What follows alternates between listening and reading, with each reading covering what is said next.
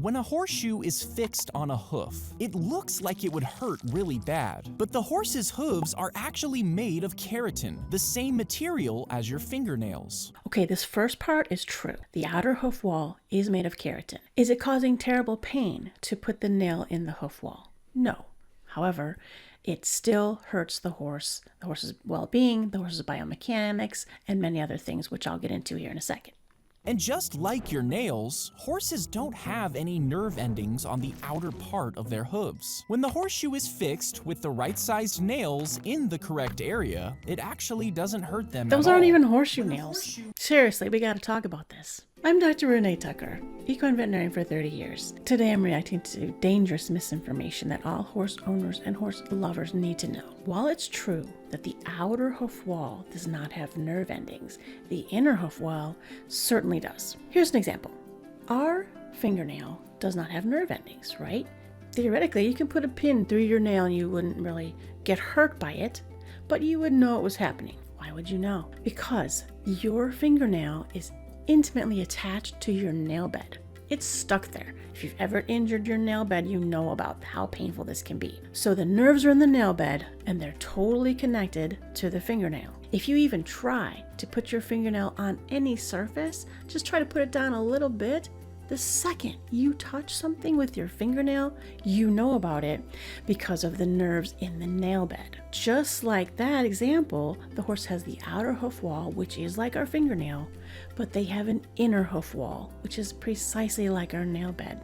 It's loaded with nerves. It has these beautiful lamina. It's all attached with like super Velcro. So while a nail in the outer hoof wall does not cause direct pain, they do hurt the horse in a number of ways. So let's talk about some of those now. So why are horseshoes actually bad for the horse's foot? Well, there's several reasons. Let me tell you a few. First of all, horseshoes cause contracted heels. This means that the heel width of the horse gets squished and it gets smaller. As that happens, you can cause navicular problems in the navicular bone, and that over time will cause navicular disease, which is lameness in the horse. This is all caused by the shoes. With shoes, you also are going to get a lack of ability for the horse to absorb concussion. You got this 1,000-pound animal landing on these little feet. Really, they're quite small compared to the size of the animal. So what is in there is called the digital cushion. This is the specialized texture function just above the frog. And it's like a fat pad, but it's specialized. And what happens is it absorbs the concussive force of this 1,000-pound animal. But when there are horseshoes on, it restricts the movement of the digital cushion, so it cannot absorb that concussion as well. So instead of absorbing the concussive force, that force is not in the foot, in the cushion where it should be, it goes up the leg into the joints.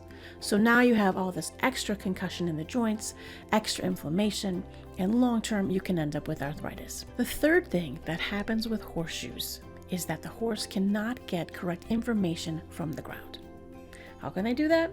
Listen, the horse foot is designed with tubules. All the little components of the hoof wall are tubules. These tubules sense the ground and they give feedback to that inner hoof wall. In this way, the horse knows what the terrain is like, and it also knows whether or not to grow more hoof. So with shoes on, that feedback mechanism is completely stopped. Sometimes this causes horse to grow too much foot, sometimes too little foot. But it's always impacting the horse's ability to know what's happening with the foot and the ground. And the last thing that I'll mention about horseshoes is that it stops the horse from grounding. You may have heard of grounding for people, where we go out in our backyard and we have bare feet and we step on the grass or the dirt, and all these free radical electrons that are running around just swoosh off of us right into the dirt.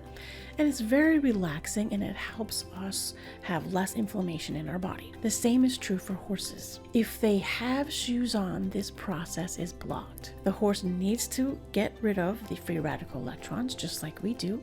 It can't do it if shoes are on. Then the horse will have too much of these electrons running around, which creates inflammation, which again can potentially cause arthritis long term. Very soon we'll be sharing a video about 20 things and curious facts that you'll want to know about horses. Subscribe now so you don't miss it. So if this is so clear scientifically, then why are we still using horseshoes?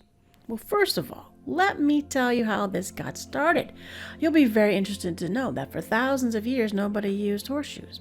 But then, kings and queens gathered their horses into their courtyard area. So these horses were kept kind of cramped, and unfortunately, their hooves were too long standing in urine and manure, and their hooves literally started to decay. So instead, they came up with horseshoes to protect the horses' feet from their environment.